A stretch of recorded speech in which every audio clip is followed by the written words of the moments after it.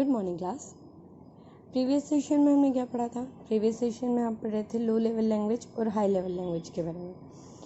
आज हम क्या पढ़ने वाले हैं? आज हम हाई लेवल लैंग्वेज के टाइप्स पढ़ने वाले हैं। तो स्टार्ट करते हैं। Many languages have been developed for achieving a variety of different task.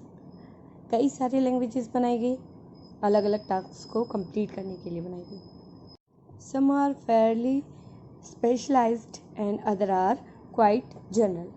कुछ लैंग्वेजेस बहुत स्पेशल टास्क के लिए बनाई गई, कुछ जनरल टास्क के लिए बनाई गई। Let us have a look at some of the famous high level languages. अब कुछ हाई लेवल लैंग्वेजेस के बारे में पढ़ेंगे। फर्स्ट है Fortran. In 1957 Fortran formula translation was developed by IBM international business machine. 1957 में IBM इट मीन्स कि international business machine नाम की एक कंपनी थी, उन्होंने फोर्ट्रान लैंग्वेज को डेवलप किया। और फोर्ट्रान का फुल फॉर्म क्या है? Formula translation. It is mainly used for writing applications related to science and engineering fields. अब देखो ये किसके लिए यूज़ की जाती थी? तो ये एप्लीकेशंस बनाने के लिए यूज़ की जाती थी। किस सब्जेक्ट में, किस फील्ड में? तो वो है साइंस और engineering. It is still in use in many areas such as climate modelling. आज भी हम इस लैंग्वेज का यूज़ कहाँ पर यूज़ करते हैं? क्लाइमेट रिलेटेड हमें जो मॉडलिंग करना होती है। इट मीन्स कि हमारे क्लाइमेट, जैसे कि हम ये पता करते हैं कि भूकंप कब आने वाला है, इस मौसम से रिलेटेड जितनी भी या क्लाइमेट से रिलेटेड जितनी भी मॉडल या स्ट्रक्चर को बनाया जाता है, तो उसमें इस लैंग्वेज का यूज़ किया जाता है। अब यहाँ पर एक ब्लू बॉक्स है, उसे भी पढ़ लेते हैं। Fortran was one of the earliest language designed for scientists and engineer। Fortran एक ऐसी या सबसे पहली लैंग्वेज है जो साइंस और इंजीनियरिंग फील्ड के लिए बनाई गई थी। Next, COBOL। In 1959, COBOL, Common Business Oriented Language, was initially created by the Short Range Commit। Cobble किसने बनाई? कॉबल का फुल फॉर्म क्या है? Common business oriented language. और किसने बनाई है सबसे पहले से? शॉर्ट रेंज कमिटी ने। It is use in finance, human resources and other business applications. इसका यूज़ कहाँ किया जाता है? तो जैसे बड़ी बड़ी कंपनियां होती हैं या बड़े बड़े ऑफिसेज होते हैं, या फिर फाइनेंस रिलेटेड अगर आप फील्ड देख लो जहाँ पर बीमा करवाया जाता है हमारे गाड़ियों का, या फाइनेंस वगैरह जो भी हमारे चीज़ें होती हैं फाइनेंस रिलेटेड, उस जगह पर इसका यूज़ किया जाता है। या फिर हमारे बिजनेस में इस एप्लीकेशन को बिजनेस एप्लीकेशन को बनाने के लिए इस लैंग्वेज का यूज़ किया जाता है। The American National Standards Institute (ANSI) has made several revisions of the COBOL language। जो ANSI है, इन्होंने कई सारे COBOL लैंग्वेजेस के रिविजन्स बनाए हैं। मतलब इसके कई सारे छोटे छोटे टाइप्स बनाए हैं उन्होंने। C and C++। C language is one of the most popular programming language in the field of computer programming। अब जब भी कभी आगे कंप्यूटर के बारे में पढ़ोगे या प्रोग्रामिंग लैंग्वेज के बारे में पढ़ोगे, तो आपको सबसे ज़्यादा मोस्ट पॉपुलर अगर प्रोग्रामिंग लैंग्वेज होगी तो वो C या C++ ही आपको देखने को मिलेगी, है ना। C language was designed by Dennis Ritchie at AT&T Bell Labs in 1972। C language कहाँ पर बनाई गई थी? AT&T बेल लैब्स में 1972 को। किसने डिज़ाइन किया था इसे? Dennis Ritchie. C language is also called a middle class language, but it provides facilities to develop application software as well as system software। C language से हम किस टाइप की applications बना सकते हैं? तो हम हमारी एप्लीकेशन सॉफ्टवेयर भी बना सकते हैं और साथ ही साथ सिस्टम सॉफ्टवेयर भी बना सकते हैं। अब देखो यहाँ पर एप्लीकेशन सॉफ्टवेयर से क्या मतलब है? तो आप आपके मोबाइल में या कंप्यूटर में जितनी भी ऐप चलाते हो, तो वो कहीं ना कहीं कंप्यूटर में बनाई गई होगी। उसका एक प्रोग्राम पहले से ही सेट होगा, उसका स्ट्रक्चर एक सेट होगा। तो ये एप्लीकेशन प्रोग्राम हो गई। या सॉफ्टवेयर हो गया, या सिस्टम सॉफ्टवेयर की बात करो तो हम जैसे ही कंप्यूटर को ऑन करते हैं तो हमें एक विंडोज़ दिखता है। हमने ऑपरेटिंग सिस्टम के बारे में भी पढ़ा है। तो ऑपरेटिंग सिस्टम या सिस्टम सॉफ्टवेयर ये यही होता है। ये भी एक पर्टिकुलर लैंग्वेज में लिखे जाते हैं जिसे step by step computer follow करता है। C is a flexible language. Flexible it means क्या कि आप इसे किसी भी तरीके से आसानी से यूज़ कर सकते हो। Example, program written in this language for one type of computer with one operating system can be used on another type of computer with another type of operating system। अब क्या हुआ, इसका मतलब क्या है, जैसे कि प्रोग्रामिंग लैंग्वेज है, आपने आपके पीसी में खोला, आपका पर्सनल कंप्यूटर में खोला और उसमें ऑपरेटिंग सिस्टम क्या चल रहा है, विंडोज़ 10 चल रहा है। ठीक है, विंडोज़ 10 के आप कंप्यूटर में चला रहे हो सी लैंग्वेज, तो यहाँ पर भी चल जाएगी। मान लो आपके किसी फ्रेंड के पास नोटपैड है जो कि बहुत पोर्टेबल होता है, तो नोटपैड भी कंप्यूटर हुआ। नोटपैड में उनके पास विंडोज़ तो नहीं होगा, उनके पास कौन सा होगा, दूसरा कोई ऑपरेटिंग सिस्टम होगा। जैसे हमारे मोबाइल में कौन सा सिस्टम होता है, एंड्रॉयड सिस्टम होता है या iOS सिस्टम होता है ना। तो वैसे नोटपैड में अगर मान लो कि एंड्रॉयड सिस्टम है तो वहाँ पर भी ये सी टाइप लैंग्वेज काम करेगी, है ना। C++ and Visual C++ are the recent version of C languages। जिससे कि हम देखते हैं कि मोबाइल की जो वैरायटी आती हैं, तो मोबाइल भी अलग अलग एक ही कंपनी के अलग अलग मोबाइल्स आते हैं ना, तो उनमें क्या होता है, वर्जन्स आते रहते हैं उनके। ऐसे यहाँ पर भी सी लैंग्वेज के भी वर्जन आते गए। इट मीन्स उनमें कुछ चेंज करके, कुछ नया करके ये लैंग्वेज हमारे सामने है। जावा Java is a platform independent language which is designed to work in distributed environment on the internet। Java एक इंडिपेंडेंट लैंग्वेज है जिसे हमारे इंटरनेट पर इस तरीके से डिज़ाइन किया गया है कि वो हमारे इंटरनेट पर आसानी से वर्क कर पाए। Java is used in internet programming, mobile devices, games, e-business solutions, etc। जावा को सबसे मेन किस लिए यूज़ किया जाता है, तो आप जितने भी गेम्स खेलते हो उनको किस फॉर्मेट में, किस लैंग्वेज में लिखा जाता है, तो वो जावा लैंग्वेज में ही लिखा जाता है। सबसे ईजीएस्ट इसका एग्जांपल यही है कि आप जितने भी गेम्स खेलते हो वो किस एप्लीकेशन या किस लैंग्वेज से बने होते हैं, वो जावा लैंग्वेज से बने होते हैं। Sun Microsystems released the first public implement of Java 1.0 in 1995। Sun microsystem नाम की कंपनी थी जिन्होंने फर्स्ट पब्लिक इम्प्लीमेंट किया था जावा का, मतलब पब्लिक के लिए जावा लैंग्वेज को लेके आए थे 1995 में। अब बात करते हैं ट्रांसलेटर की।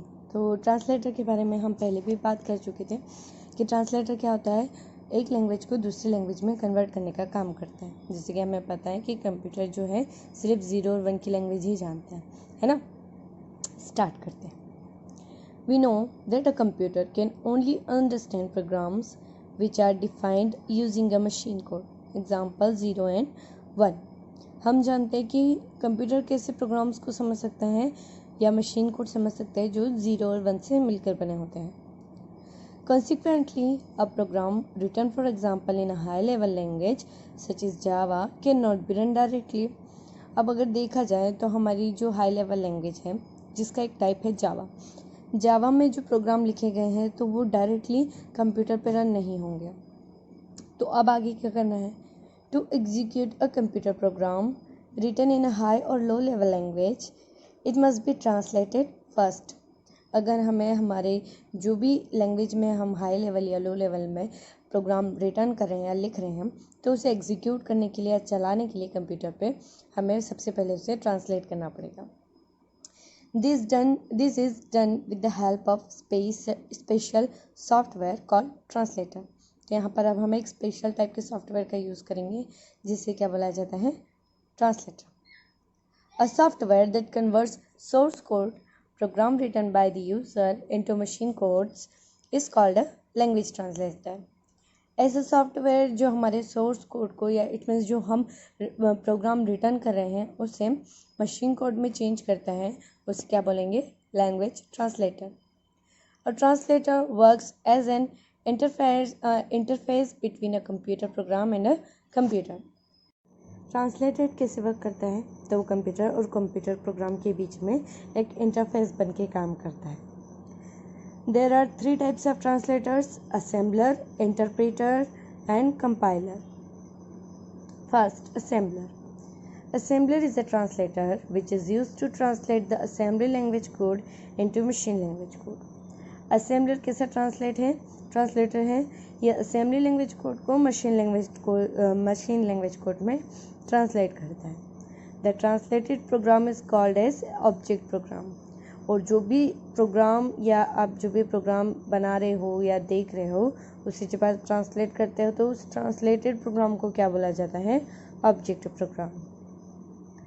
Assembler checks each instruction for its correctness and generates diagnostic messages if there are mistakes in the program. Assembler क्या होता है? यह हर एक इंस्ट्रक्शन को चेक करता है, उसकी करेक्टनेस अगर वो सही है तो उसे चेक करता है और फिर उसे जनरेट करता है मशीन कोड में, अगर उस प्रोग्राम में कोई भी गलती ना हो तो इसका क्या होता है? सोर्स कोड मतलब जो भी प्रोग्राम हमने लिखा है वो असेंबली प्रोसेस, इट मीन्स कि वो उसे कन्वर्ट करेगा, है ना, उसे किस में चेंज करेगा? 0 और 1 के फॉर्मेट में चेंज करेगा. एंड देन एग्जीक्यूटेबल कोड, ऐसे कोड में चेंज कर देगा जहाँ पर कंप्यूटर से अब आसानी से एक्सेप्ट कर सकते हैं, समझ सकते हैं. नेक्स्ट है interpreter. Interpreter is a translator which is used to convert program from a high level language to machine language. Interpreter भी एक ट्रांसलेटेड है. ये किसको कन्वर्ट करता है? ये हाई लेवल लैंग्वेज को मशीन लैंग्वेज में कन्वर्ट करने का काम करता है या ट्रांसलेट करने का काम करता है. It translates line by line and takes more time in execution. ये जो भी प्रोग्राम होता है उसको कैसे करता है? लाइन बाय लाइन उसको कन्वर्ट करता है और इसमें काफ़ी ज़्यादा टाइम लग जाता है, एग्जीक्यूशन में काफ़ी ज़्यादा टाइम लग जाता है. इसका क्या है?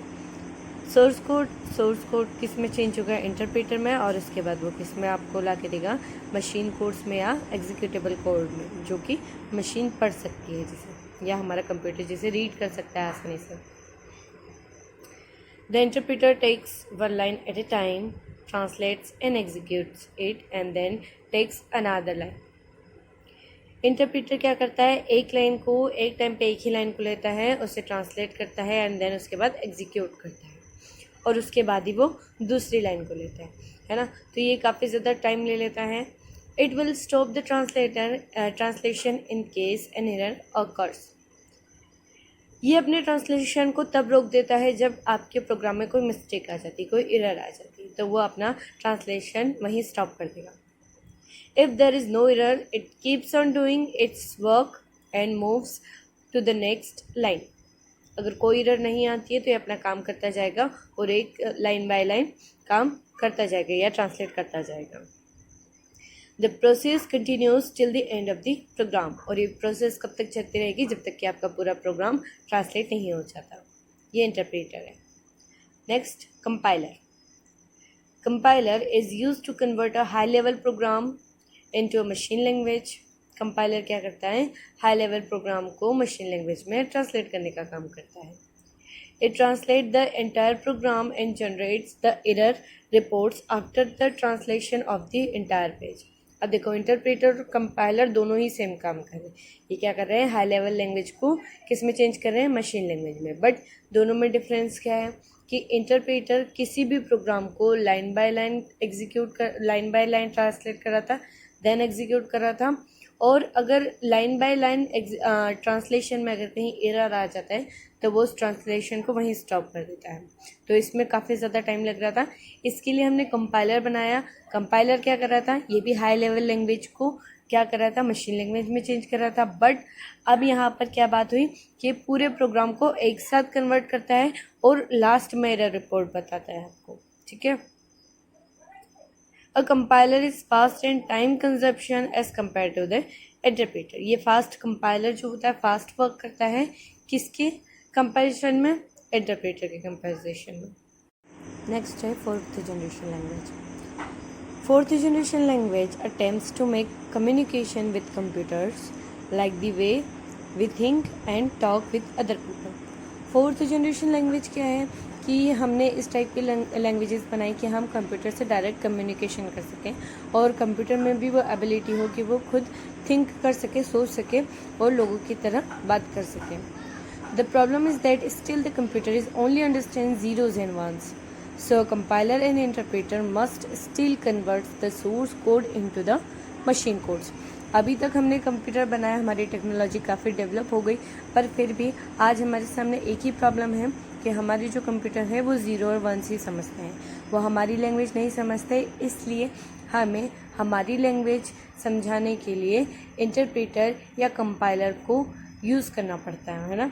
4GL is also known as a fourth generation language, a domain specific language और a high productivity language। Fourth generation language के अलग अलग नाम हैं, जैसे कि डोमेन स्पेसिफिक लैंग्वेज या high productivity language. It has very high speed of execution and minimum efforts from the user to obtain an information.